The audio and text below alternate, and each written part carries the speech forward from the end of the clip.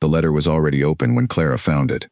It sat on the corner of her father's writing desk, folded once, sealed with wax that had been broken so carelessly the red fragments were still scattered across the wood like dried blood. She had come to the study to bring him tea, the way she did every morning, the way she had done every morning for the past 6 years, since her mother died, and there was no one left to do it. The cup was still warm in her hands when she read the first line. She read it twice.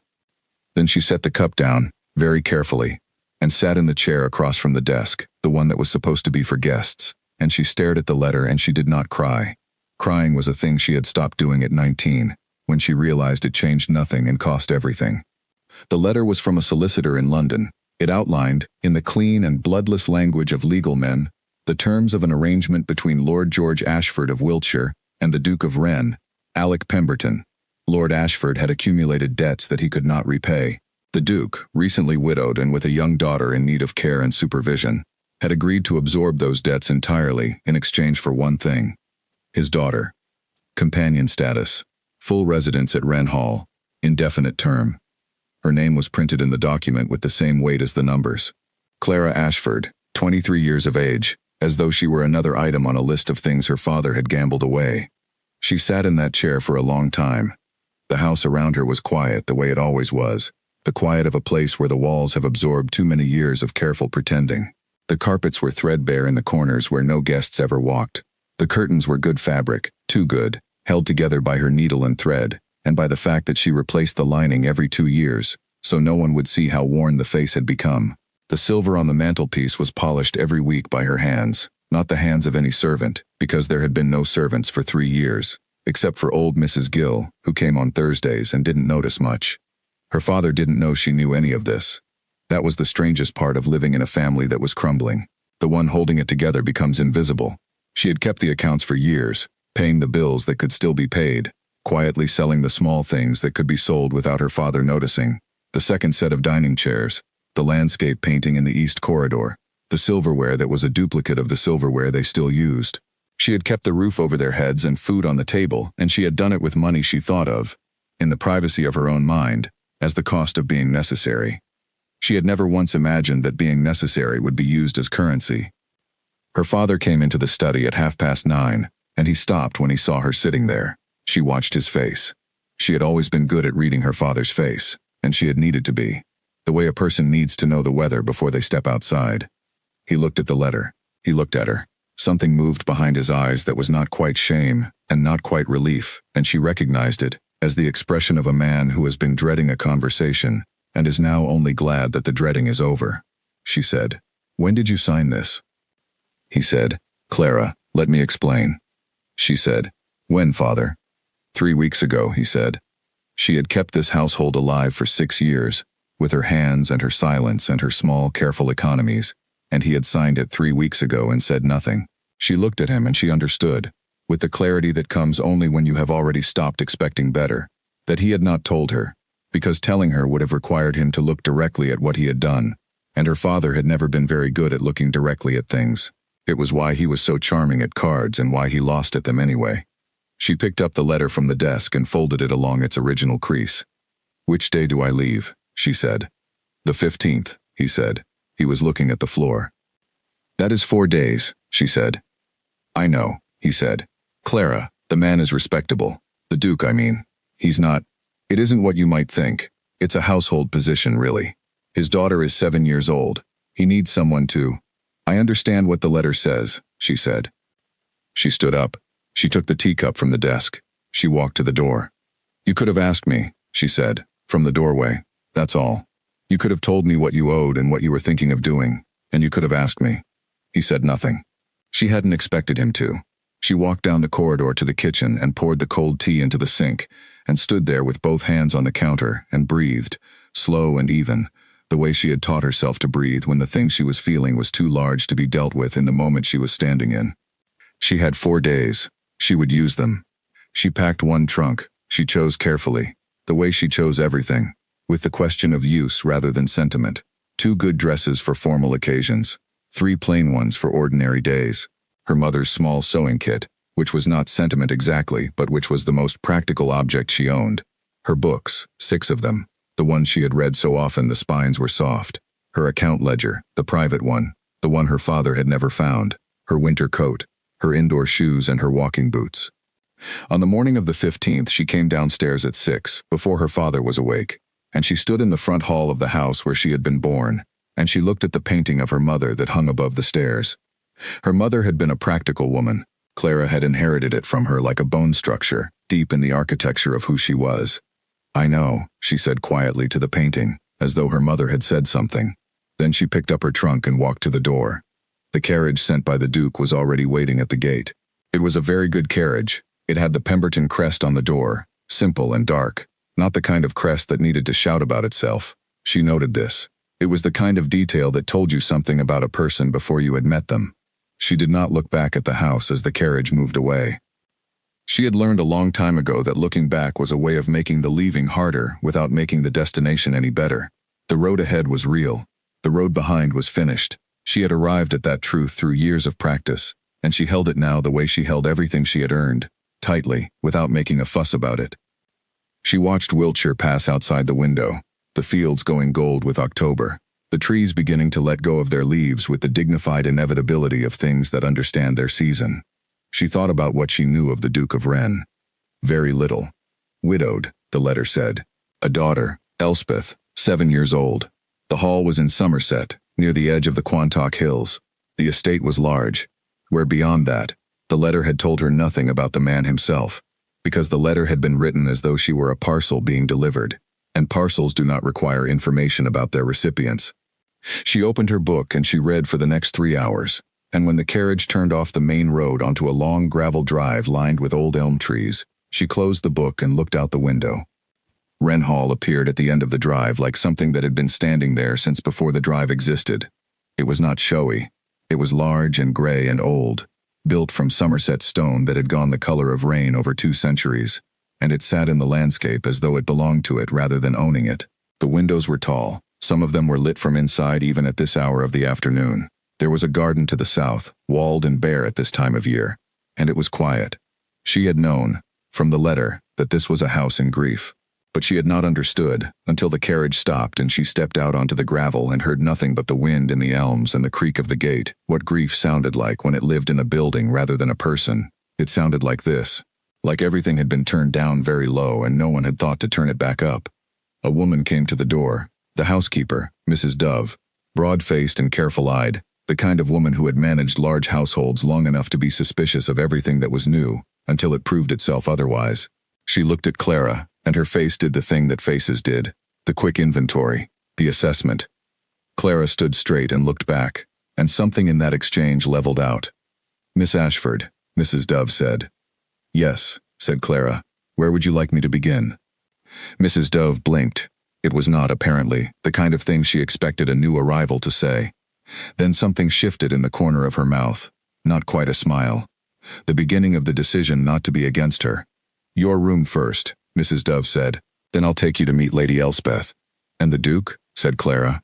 "His Grace," said Mrs. Dove, with the careful deliberateness of someone explaining a rule, "dines in his study. He will receive you formally tomorrow morning at 9.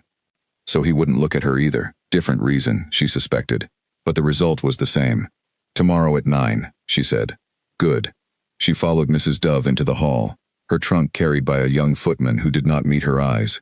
The interior of Wren Hall was exactly what the exterior promised. Old, well-made, maintained with care but not with warmth. The furniture was excellent and undisturbed. The rugs were fine, and had not been moved in years.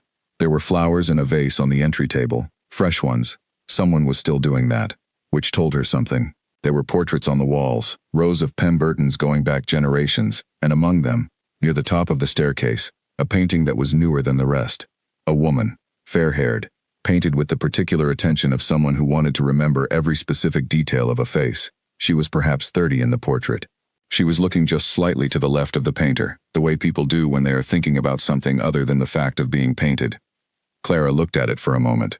Then she followed Mrs. Dove upstairs, and she did not think about the portrait again that night. She had enough that was present to manage without borrowing the past. Her room was on the 3rd floor, corner position, 2 windows. It was larger than her room at home had been for the last 4 years, after she had given her own room to use as a guest room in case guests came, and they never did. It had a fireplace that worked, she checked. It had a writing table and a good lamp, and a wardrobe with space enough for everything she had brought and more. She unpacked her trunk methodically. She put her books on the windowsill because there was no shelf, and she preferred them where she could see them anyway. She put her account ledger under the mattress out of habit. She changed out of her traveling dress and went to find Elspeth. The child was in the nursery on the second floor, sitting on the window seat with her knees pulled to her chest, watching the drive. She was small for 7 and dark-haired, unlike the woman in the portrait on the stairs, and she had the expression of someone who has been sad for long enough that it has become the shape their face rests in. She looked at Clara when the door opened, and she did not move. Clara looked at her. She thought, this is a child who has been very carefully managed by people who love her and who do not know what to do for her. She said, "Hello, I'm Clara." Elspeth said nothing. Clara walked to the window seat and sat down on the other end of it, not too close, and looked out at the drive below. The elm trees were moving in the wind. The last of the afternoon light was going copper through the leaves. "It's a good window for watching," said Clara. "You can see all the way to the gate," Elspeth said after a moment. "I watch for the post." "Does the post bring things you're waiting for?" The child shrugged. "Very small. I just watch for things," she said. Clara nodded. She understood that. She had spent most of her childhood watching for things too, though she would not have been able to say what things, exactly. Mostly she had been watching for her father to be something different than he was. It was a long wait. She had eventually stopped. She didn't say any of that. She sat on the window seat with Elspeth, and they watched the drive together until the light went completely, and Mrs. Dove came to take the child for her supper. And all the while Clara was doing what she had always done, in a new situation, which was to watch and be quiet and understand the room before she decided anything about it.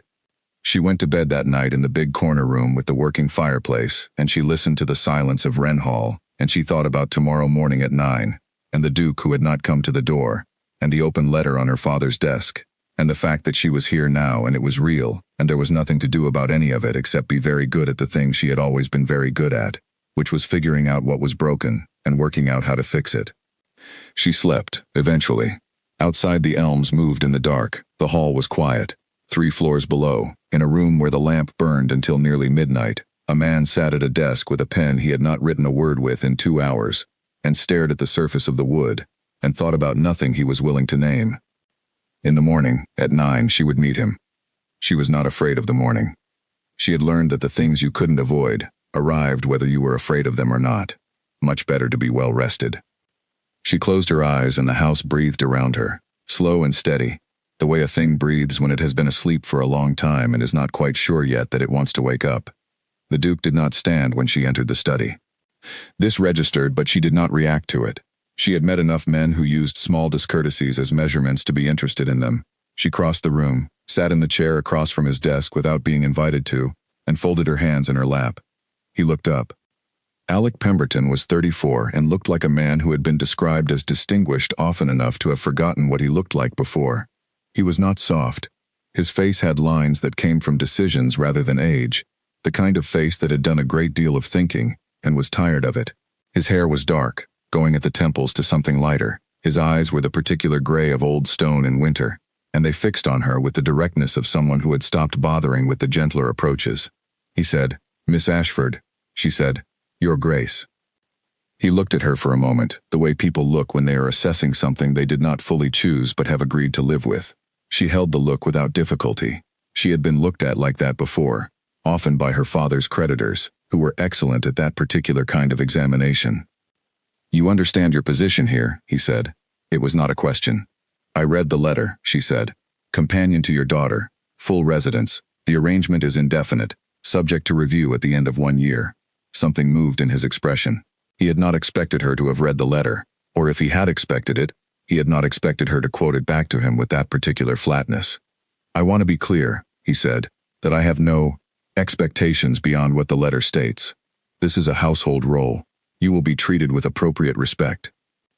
"I'm glad to hear it," she said. Then she added, "I would like to know the household schedule, what time Elspeth wakes, what lessons she currently has, if any, what meals are taken in which rooms, and whether there are rooms or times that are not available to me." He blinked. It was a very small blink, but she was watching for it. "Mrs. Dove can tell you." "I will ask Mrs. Dove as well," she said. "But you live here, and the decisions come from you, and I find it more useful to hear the same information from two sources, so I can understand which parts are custom and which parts are instruction. He was quiet for a moment. She could not tell whether he was annoyed or interested in her experience. Those two things often wore the same face in the early stages. Elspeth wakes at 7, he said finally. She has no lessons at present. The last governess left in August. Breakfast is at 8, and Elspeth takes it in the nursery. Luncheon is family, if you consider.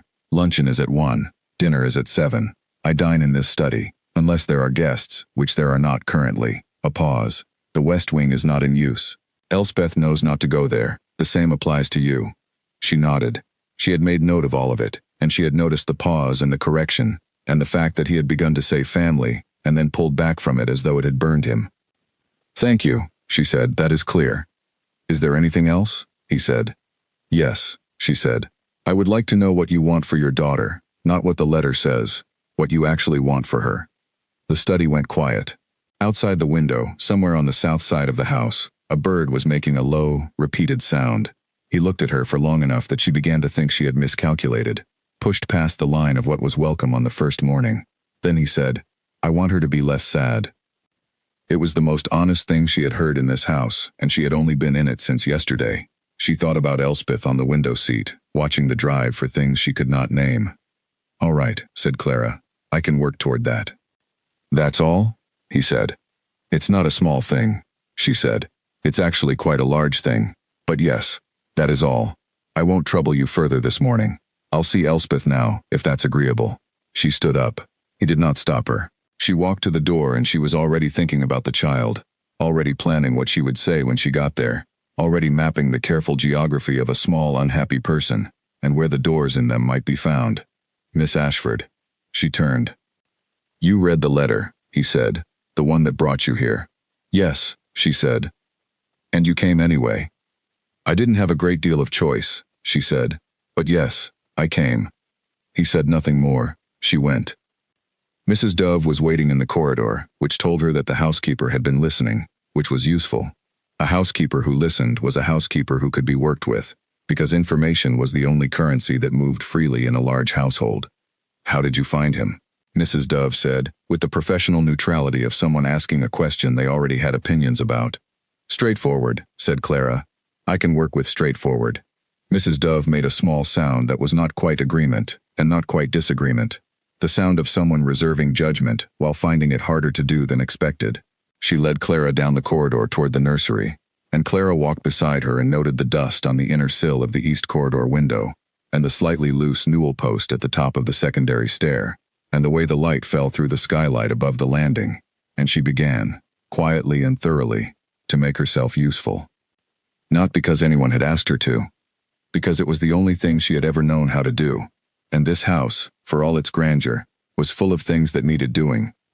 Elspeth was in the nursery in the same position she had been the evening before, on the window seat, knees up, watching the drive. Clara looked at her for a moment from the doorway and thought about all the different ways a person could come at this, and which of them would work. She went to the bookshelf and pulled out a book at random and sat in the chair by the window without saying anything, and began to read aloud. Elspeth turned around after about 40 seconds. What are you doing? Reading, said Clara. You can listen or not. It doesn't matter either way. What book is it? It's about a girl who lives near the sea and finds something extraordinary in a rock pool one January morning, said Clara. Elspeth was quiet for a moment, then she said, What does she find? I'm only on the first page, said Clara. We'll have to see. Elspeth got down from the window seat, crossed the room, and sat on the footstool next to Clara's chair. She did not look at Clara. She looked at the floor, in the way of someone who was listening, but did not want it to be too obvious. Clara kept reading. Her voice was level and clear, and she did not perform the story, did not do the thing people often did with children where they made the voices large and the pauses dramatic. She just read it the way it was written, trusting it to do its own work. Outside the window, the November morning moved slowly over the Quantock Hills.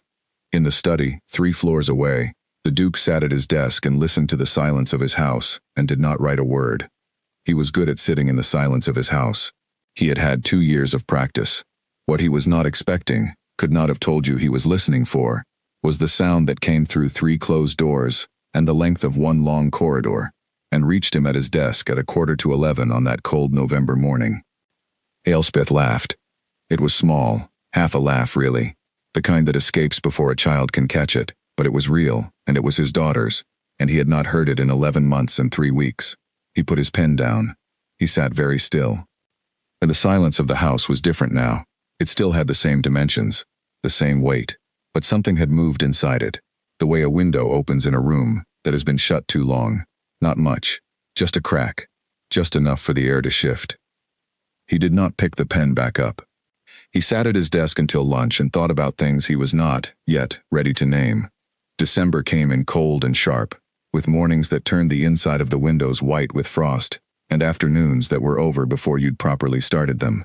Wrenhall took the cold the way it took everything, quietly, without complaint, letting it settle into the old stones as though it had always been there. Clara had been in the house for 6 weeks by the time December arrived, and in those 6 weeks she had learned the shape of it so thoroughly that she could walk every corridor in the dark without touching a wall. She knew which steps on the main staircase creaked and which were silent. She knew that the kitchen garden gate needed lifting slightly to close properly, and that the south drawing room fireplace smoked if the wind came from the east. She knew that Mrs. Dove took her tea with 2 sugars, and that the young footman, Will, was teaching himself to read on his lunch break, and was embarrassed about it. She knew that Elspeth was afraid of the sound of horses at night, and that she would not say so, and that the way you managed it was to leave the nursery window latch open, so she could hear the wind instead. She had learned all of this the way she always learned things, which was by watching and being quiet and being useful, and not drawing attention to the fact that she was cataloging. She had not learned very much about the Duke.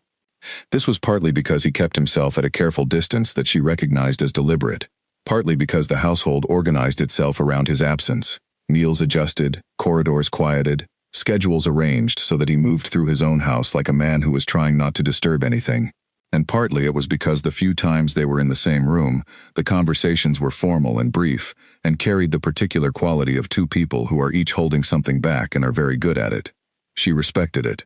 She had her own things held back. Elspeth was different. Elspeth, by the beginning of December, had become something Clara had not expected. Not this soon, not with this certainty, which was the best and most urgent part of her day. The child had unfolded slowly, the way things unfold when they have been closed for a long time and are not quite sure they trust the warmth yet, testing it first with small things, a question about the book, a comment about the frost, the careful offer of her hand when they walked to the walled garden in the afternoons. And then, one morning, she had come into the nursery while Clara was laying out the books, and she had said, "I know the name of every bird in the south garden." "All of them?" said Clara. "All the ones that come to the wall," said Elspeth. "Teach me," said Clara. And Elspeth had stood at the nursery window for the next 40 minutes identifying every bird that landed on the garden wall with the precise and serious authority of a 7-year-old who had spent many solitary hours paying attention to things no one else was watching. Clara had written down their names in her notebook. It was the sort of thing that seemed small, and was not small at all. That had been 3 weeks ago.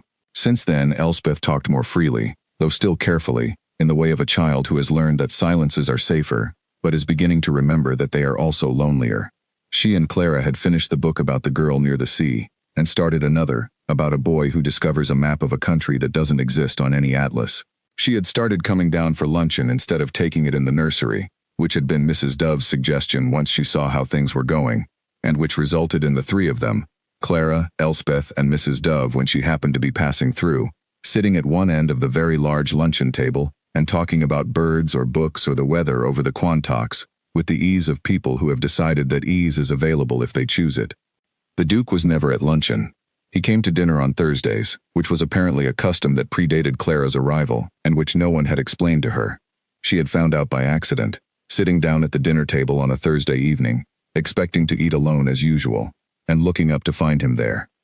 He looked equally surprised to see her. She thought, so no one told him I'd be here either. Someone in this household has a very specific sense of how things should develop. She suspected Mrs. Dove. They ate dinner on that first Thursday, with the silence of 2 people who have not yet decided what they are to each other. He asked her 3 questions, the kind that were safe. How was she finding the weather? Was the room comfortable? Had Elspeth been well? She answered all 3 accurately and briefly, and did not ask him anything in return because she could feel, across the table, the way a person feels a door that is only barely open, that the asking would need to be careful and slow, the way you approach a fire when you're not sure how much warmth is welcome and how much is too close. The second Thursday, she asked him about the walled garden. It was a good question, as it turned out.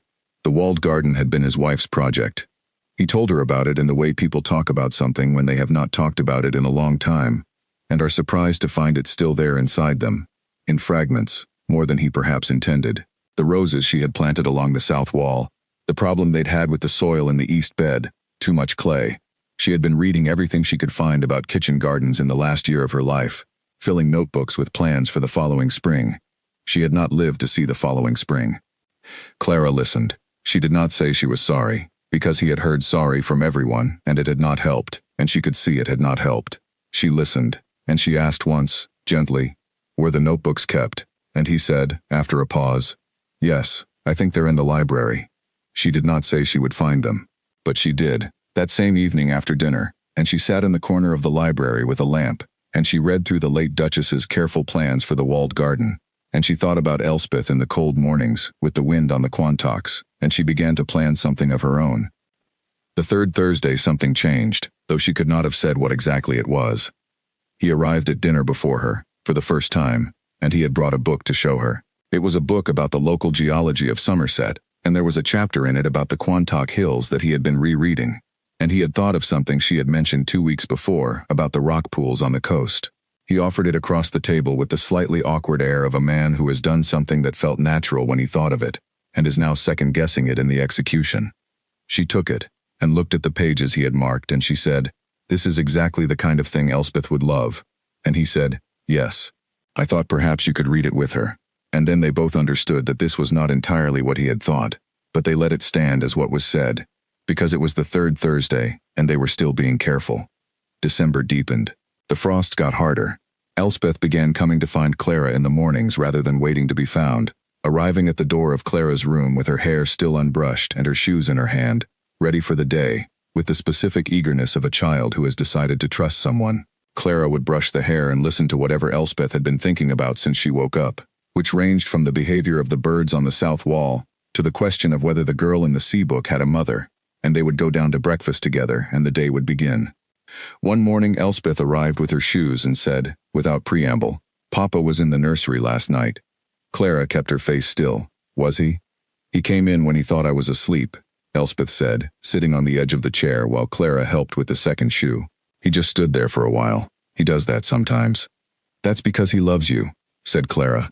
Elspeth looked at her, with the clear, calibrating eyes of someone who is young enough to say the true thing without dressing it up. "He's sad," she said. "Yes," said Clara. "He is very." "Are you sad?" Elspeth asked. Clara thought about it, the honest answer, and not the comfortable one. "Sometimes," she said, "not the same kind of sad." "What kind is yours?" said Elspeth. "The kind that comes from being very busy for a very long time," said Clara. "Not from losing something, more from not having had the time to properly look for it yet." Elspeth seemed to find this reasonable. She thought about it while she tied her second shoe. "When you find it," she said, "what will it be?" "I'll let you know," said Clara. They went down to breakfast, and the morning was ordinary and good, the kind of morning that does its quiet work without announcing itself, the kind you only recognize later as the kind that mattered. It was on an ordinary Wednesday, not a Thursday, not any kind of special occasion, that the first real conversation between Clara and the Duke happened. She had been in the library, 3 weeks into December, working through a problem she had found in the household accounts that no one had asked her to find, and no one officially knew she was looking at. A supplier in Taunton was being overpaid by a significant margin, had been for 2 years, and the discrepancy was small enough each time to be invisible in isolation, but added up over 24 months, to a number that she found genuinely difficult to overlook. She was writing out her findings clearly, in the neat and column-organized way she had always done accounts, when she heard the library door open. She did not look up. She had learned that looking up too soon gave away how much she'd been concentrating. He stopped when he saw her. She could feel it from across the room, the pause. "I didn't know you were in here," he said. "I'm almost finished," she said. "You don't need to," he started, and then stopped, and came further into the room and looked at what she was doing and said after a moment, "Those are the household accounts." "The supplier accounts," she said, "specifically the one in Taunton." A pause. "Why?" he said. She turned the paper around and pushed it across the reading table toward him, and watched him look at it. She watched him follow the columns, the way his eyes moved when the numbers resolved into a pattern, and the pattern resolved into a meaning. He looked up at her. "How long have you been looking at this?" "Since the second week," she said. "No one asked you to?" "No," she said, "but it was there." He looked at the paper again, then he said, "It would have been easier to say nothing." "Yes," she said. "You could have left it and no one would have known." "I would have known," she said. "Things that are wrong don't stop being wrong because no one has noticed them yet." He sat down across from her at the reading table, which he had not done before. He looked at the accounts and he looked at her, and she thought she saw, for just a moment, something in his face that was not the careful, managed expression he wore in his study, or at the Thursday dinners, something that was more present than that. "You do this," he said. "In every room. You find what's wrong with it." "I try to fix it," she said. "Finding it is the easier part." "Did you fix things at home?" he said. It was the most personal question he had asked her. She considered how to answer it and settled on the true one. "I tried," she said. "Some things don't fix." "No," he said, "they don't." They sat there a moment with that. Two people who had learned the same lesson by different means. And the library was warm, and the lamp was good, and outside the December dark had settled over the Quantocks, and the frost was beginning on the windows. "The Taunton supplier," he said. "There's a letter I'll need to write." "I can draft it," she said. "If you'd like. I know what the letter needs to say." "Yes," he said, and she was not entirely sure whether he was agreeing to the letter or just agreeing in general, the way a person agrees when they have reached the end of their resistance to something and are only just beginning to understand what they have been resisting. He left the library before 10. She stayed and finished the draft and left it on the corner of his desk in the study on her way to bed, the way she had been leaving small useful things in places where they would be found, the way she had always done, the way she could not help doing, fixing what she found, making things right in the corners where no one was watching. She went to bed in the corner room, and the frost was heavy on the glass, and she lay in the dark, and she thought about what she had said to Elspeth weeks ago, about the kind of sad that comes from being too busy to look for what you've lost. She was still very busy, but she was starting, in the smallest and most cautious way, to look. January came in the back door without ceremony. No announcements, no gradual approach. One morning in late December the frosts had been ordinary frosts, and the next morning, they were the kind that killed what wasn't sheltered, hard white, permanent looking. The kind of cold that makes the inside of your nose hurt when you breathe in. The elms along the drive stood in it like they'd been waiting for it. Wren Hall closed itself in, the way old stone houses do, turning its back on the weather with the patience of a thing that has survived worse. Clara had survived worse. She was fine. Elspeth, who had developed the habit of meeting her at the bottom of the stairs every morning, now wore her heaviest wool dress without being asked, because Clara had mentioned once, without emphasis, that the morning walk to the walled garden would be cold from January onward, and cold walks required good preparation. This was the kind of thing Elspeth filed away and acted on in the way of children who have been largely responsible for their own well-being, and have therefore learned that information is something to be used rather than waited on. It was the walled garden that started it. Clara had found the notebooks in December, the late Duchess's plans, the rose types for the south wall, the note about the clay in the east bed, the careful sketch of where the kitchen beds should go and what should be rotated through them. She had read them twice, and then she had gone to the walled garden in the January cold, and stood in it with her boots in the frozen mud, and looked at what was there against what had been planned, and made her own notes in her own hand. The garden was not dead. Things that looked dead in January often weren't. The rose canes were still alive along the south wall. The established beds were dormant and recoverable. With work, with intention, with the right plants ordered before February, it could be what the notebooks had imagined. She had not asked anyone's permission to take this on. She had simply, one morning, gone to the kitchen garden with Elspeth, and shown the child the notebooks and said, "These were your mother's plans for this garden. Would you like to help me try to finish them?"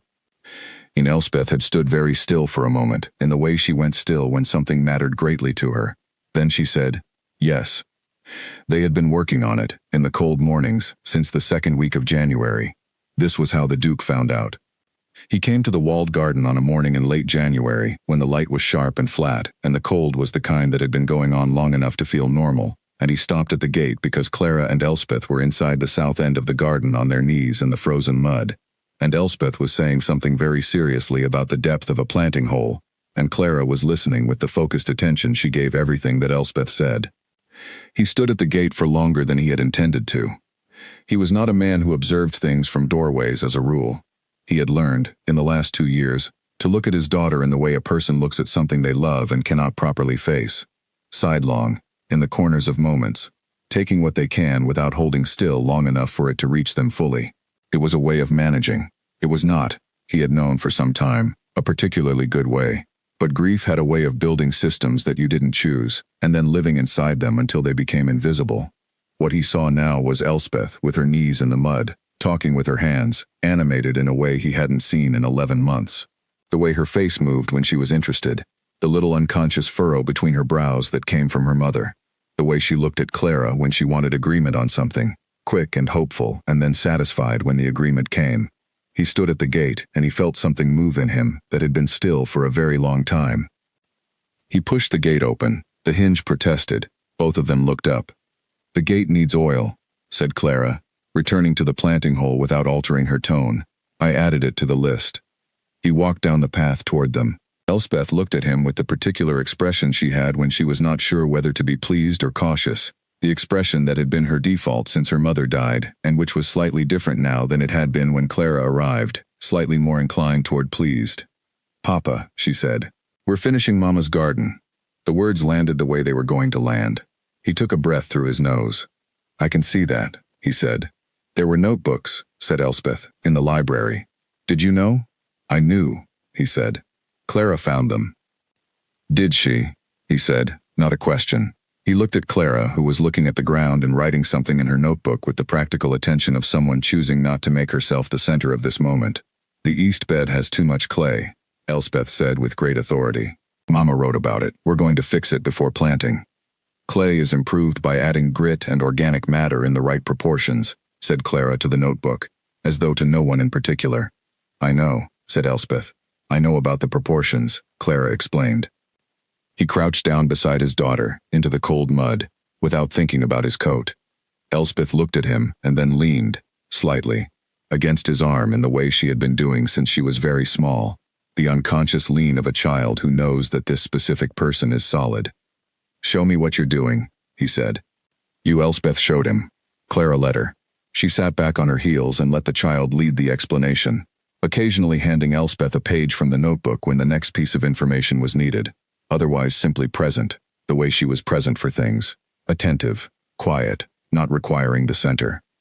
He asked Elspeth questions and listened to the answers, and looked at the plans in his late wife's handwriting, and his face did the thing it did when it was feeling something it was not going to show, going very still and very deliberate, like a surface on still water. Eventually Elspeth ran out of things to explain and went to inspect the progress of the south wall. Roses and Clara and the Duke were left crouched side by side over the notebook in the cold January mud. He said quietly, "Thank you." She looked at him. She wanted to do something, she said, for her mother. She just needed something that was hers to do. "I should have," he began, and stopped. "You're here now," said Clara. It was not meant as an accusation. She said it the way she said most things, with the plainness of someone who found directness more useful than softness. But it landed differently than she expected. Or perhaps it landed exactly as it should, because he looked at her with an expression she had not seen on him before, and could not entirely name. "Yes," he said. "I am." They went back to the house for lunch, all three of them, and he stayed, which he had not done before on an ordinary Wednesday, and Elspeth sat between them and talked about the garden plans for the entirety of the meal, with the unself-conscious authority of someone who has been given something important and knows it. And Mrs. Dove brought extra soup without being asked, and kept her face entirely neutral, the face of a woman who has been managing households for 30 years, and knows when to say nothing. It began to thaw after that, not the weather. The weather stayed hard and cold through January, and into the beginning of February. But the interior climate of Wren Hall was something else, and it moved in the way that interior climates do when something essential has shifted. Not all at once, not dramatically, but in the accumulation of ordinary moments that are each, in themselves, small, and are only recognizable as change when you look back at them from enough distance. He came to the walled garden twice more that week. He came to luncheon more often. He asked Elspeth, in the evenings, about the progress in the east bed, and Elspeth told him with great detail and satisfaction. On a Thursday in February he came to dinner with a book he had found in the study, a correspondence between two botanists from the 1820s, about the management of heavy soil in English gardens, and he put it on the table near Clara's plate, without ceremony, and said, "There's a section in the middle that might be relevant." She read it that night after dinner, and she found the section, and it was, in fact, exactly relevant, and she thought about him sitting in his study finding this book and marking the page and deciding to bring it to dinner, and she thought about the first time he had brought a book to dinner, and told himself it was for Elspeth, and she understood that something had changed in the distance between those two moments, though she was not ready to say what. She was careful. She had always been careful. She had lived her whole life in the territory of other people's decisions, navigating consequences she had not caused, cleaning up after wreckage she had not made, and she had learned to be very careful about the difference between something that was happening and something she was hoping was happening, because those two things could look identical from the inside, and the cost of confusing them was very high. But she was also honest with herself, which was a habit that took the same muscles as being honest with other people, and which she could no more turn off than she could turn off her instinct to notice what was wrong and try to fix it. Something was happening. She was not sure yet what shape it would take when it finished arriving. She was not sure either of them knew, but it was there, the way a thaw is there under the ice before the ice has shown any sign of moving, present in the temperature change that comes first, that you feel before you see. And then Lord Ashford came. He arrived on a Tuesday morning in February with no warning, which was characteristic of him, arriving in things the way he arrived in card games, with the confidence of a man who has always found that showing up was more than half of any strategy. He came in the Pemberton carriage he had hired from the village, which struck Clara as exactly the kind of thing her father would do, and he appeared in the entrance hall with his hat in his hand and his best coat, and the particular expression of a man who has decided to be very charming about something he knows, underneath the charm, is not a charming thing. Clara was coming down the main staircase when she saw him. She stopped on the third step and looked at him, and he looked up at her, and his face did the thing it always did when it encountered her, which was become simultaneously fond and guilty, in a way that she had spent years trying to separate from each other, and had never quite managed. "My dear girl," he said. "Father," she said. She came down the remaining steps. "You did not write. I was afraid you wouldn't answer," he said, which was honest, which surprised her. "Why are you here?" she said. "I need to speak with the Duke," he said, "and with you. In that order, I think." Mrs. Dove appeared from somewhere, as she always did, with the reliable materializing quality of a person who has arranged a house long enough to know where to be before you need her. She looked at Lord Ashford with the polite and absolutely impermeable assessment of a good housekeeper meeting a situation she has not been told about. "My lord," she said, "shall I inform His Grace you've arrived?" "Please," said Lord Ashford. Clara stood in the entrance hall and looked at her father, while Mrs. Dove went to find the Duke, and she tried to read his face, which she had been doing her whole life, and she found what she usually found, the charm and the guilt, but underneath them today something else, something that in anyone else she might have called nervousness, but in her father looked like planning. "What have you done?" she said quietly, so Mrs. Dove could not hear.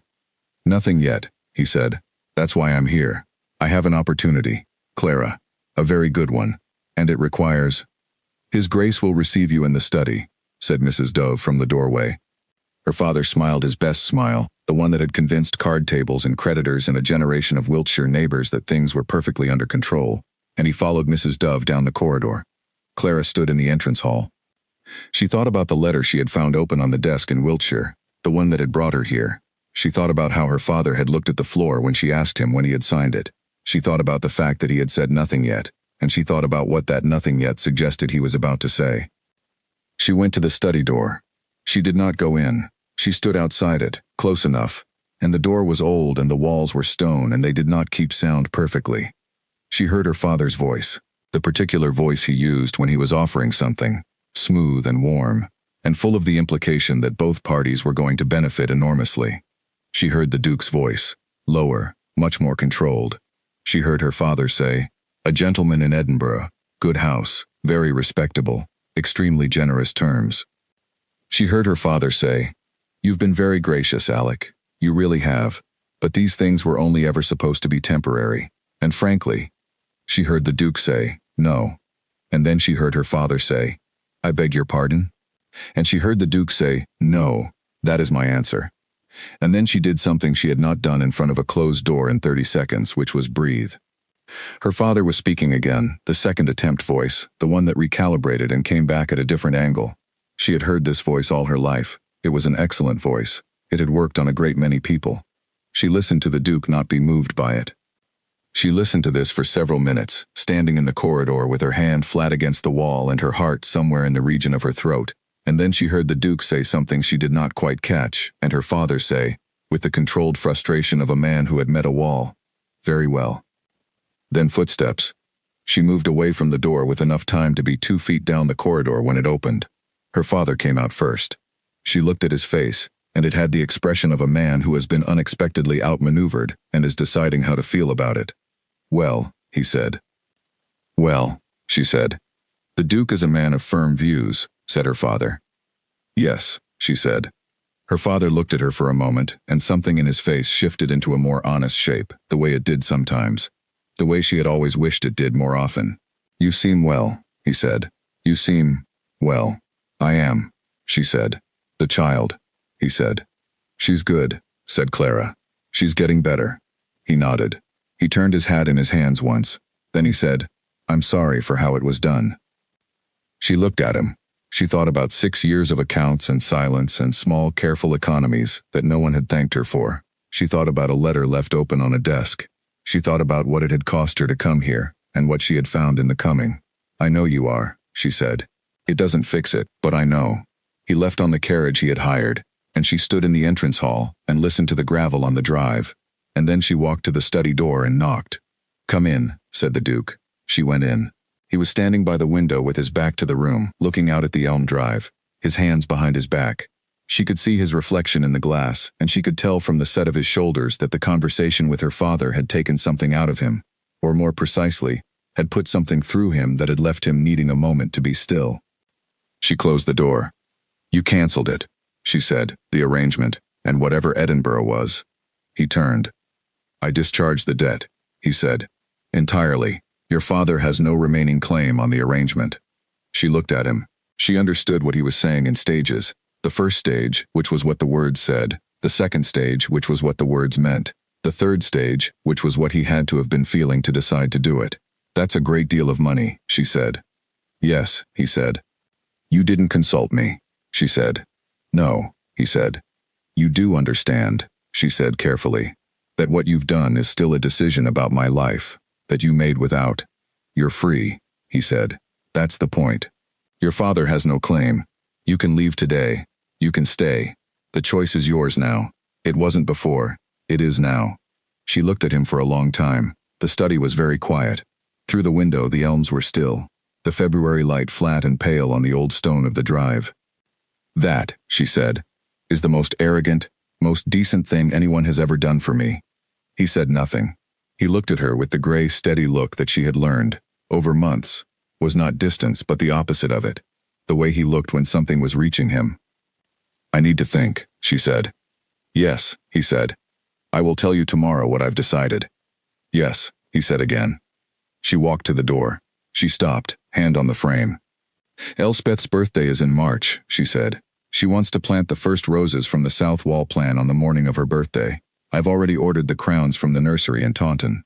She did not wait for his answer. She went.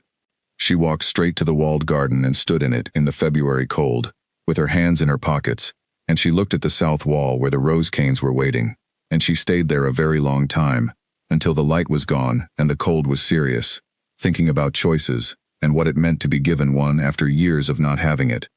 The roses came on the 1st of March, 12 crowns in brown paper, packed in straw, delivered to the kitchen door by a cart from Taunton, with a note from the nursery explaining the proper planting depth for established crowns, and the importance of watering in well before any frost.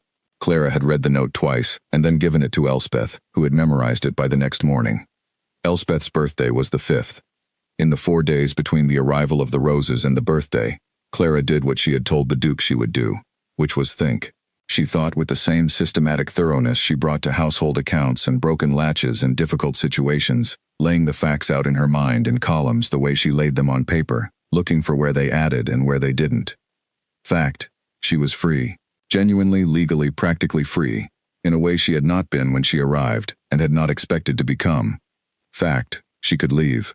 She could find a situation of her own choosing, a post that was a post rather than an arrangement, on terms she negotiated herself. She had enough competence and enough composure to find something good. In fact, she did not want to leave.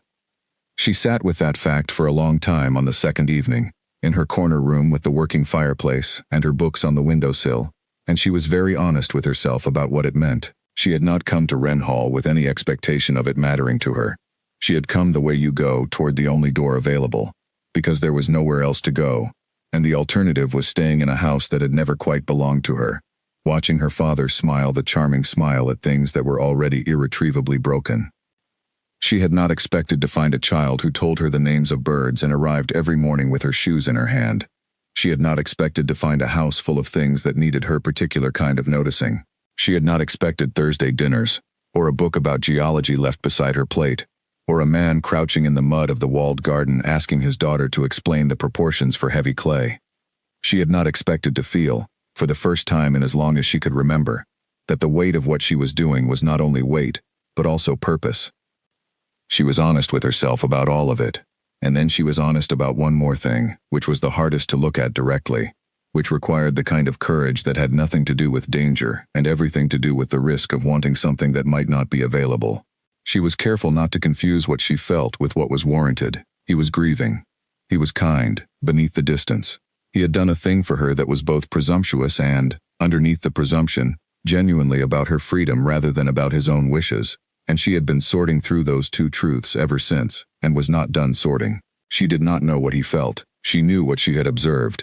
The books brought to dinner, the garden on a Tuesday morning, the way he had said "you're free" with something in his voice that was more than the simple statement. She knew that she respected him more than she had expected to respect anyone she was sent to rather than chose. She knew that Elspeth was, in some way she didn't have a clean word for, already hers. She knew that the south gate latch was still broken. On the morning of the 4th she went down early and found a wrench in the kitchen garden shed and fixed the south gate latch herself, because it had needed doing since November, and she had always been the person who did the things that needed doing, and she was apparently, regardless of what else changed, always going to be that person. The Duke found her there. He came around the corner of the south wall with a particular look of a man who was not going to pretend he had not come looking for her specifically. She tightened the last bolt and stood up and looked at him. "Today is the 4th, she said. "Yes," he said. "Elspeth's birthday is tomorrow," she said. "I know," he said. "The roses need to be in the ground early, before the sun gets high," she said. "She should be the one to plant the first one. Her mother planned that wall. It should be Elspeth's hands that start it." He was quiet for a moment, looking at her. The February light was going, the end of winter light, the kind that is pale and clear and shows everything without making it soft. "Are you staying?" he said. She put the wrench in her coat pocket, which was where she had been carrying it for 3 weeks, and she looked at him. "Yes," she said.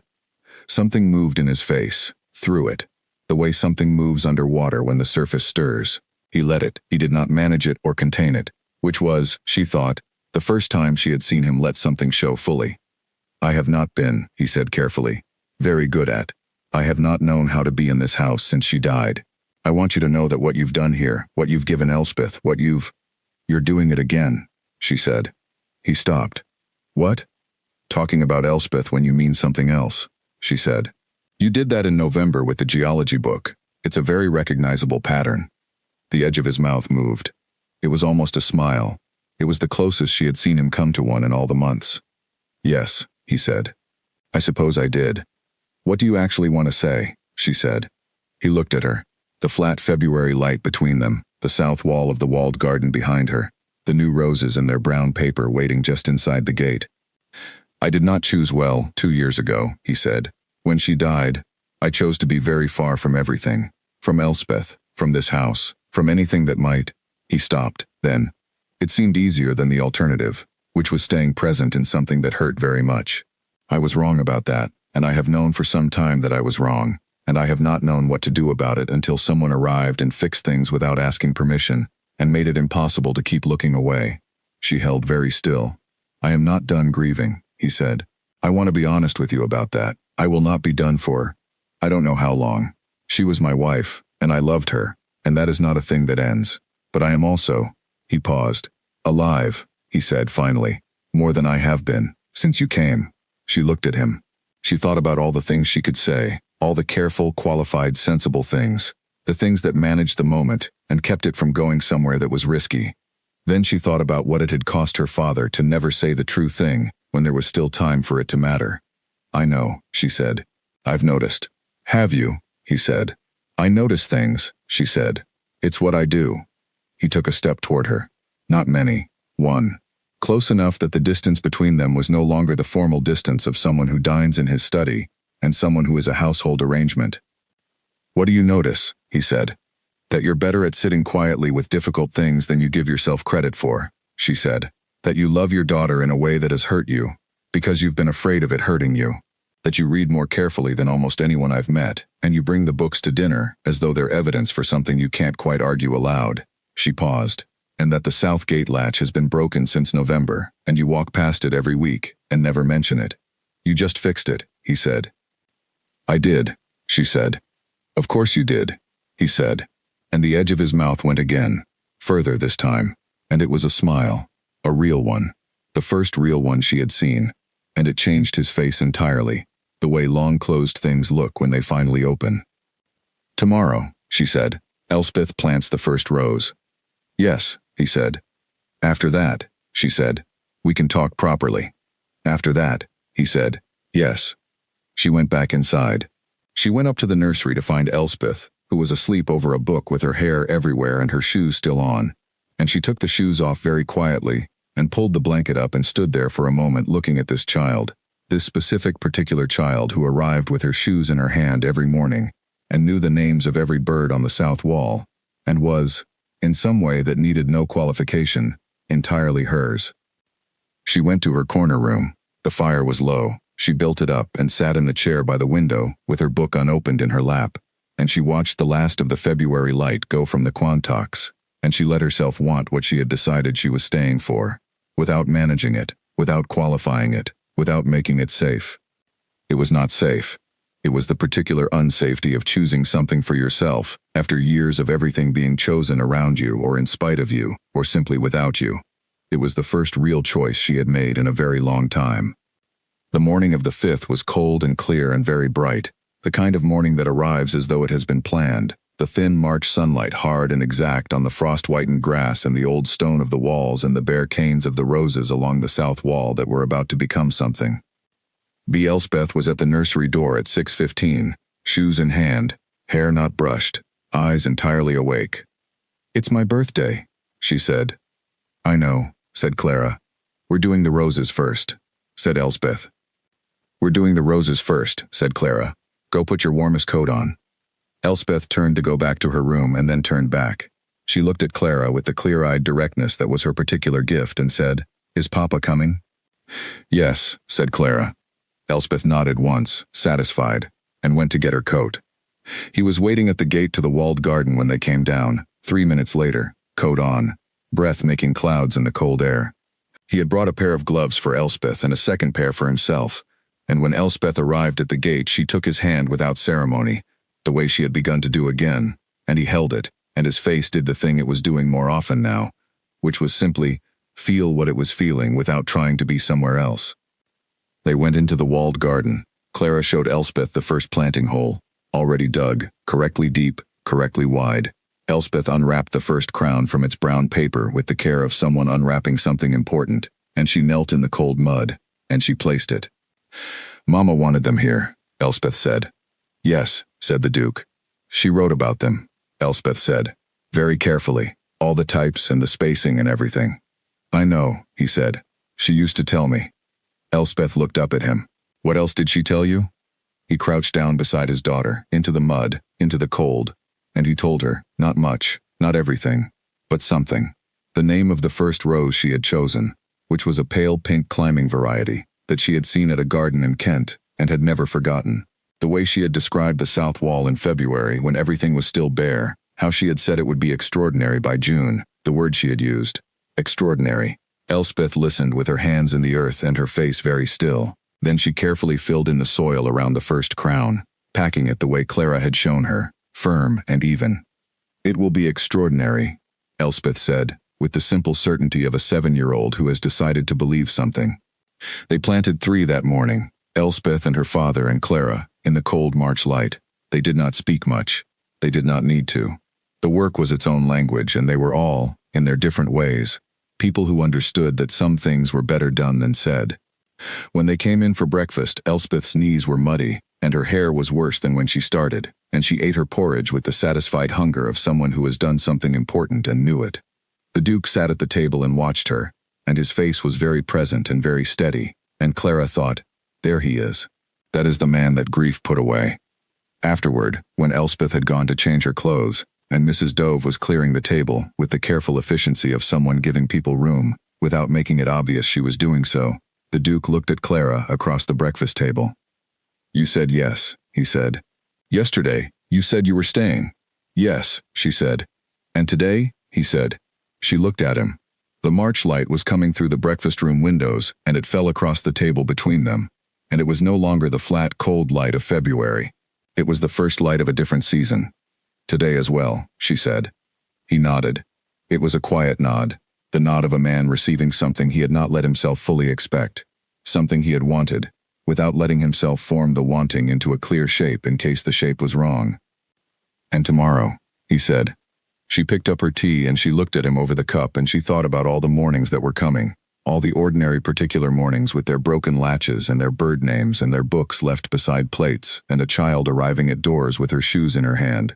And she thought about what it meant to say yes to a life you had not expected, and had arrived at through someone else's failure, and had somehow, despite all of that, found to be the only life you could imagine choosing if you were given the choice. She had been given the choice. "Tomorrow," she said, "I am going to fix the hinge on the nursery window. It has been catching since December, and I don't know why no one has mentioned it. And then, Elspeth and I are going back to the walled garden to plant the next 4 roses. And then it is luncheon." She set the cup down. "Will you be at luncheon?" Something settled in his face, fully and without reservation, the way things settle when they have found the place they were always going. "Yes," he said. "Good," she said, and stood up, and went to find the wrench.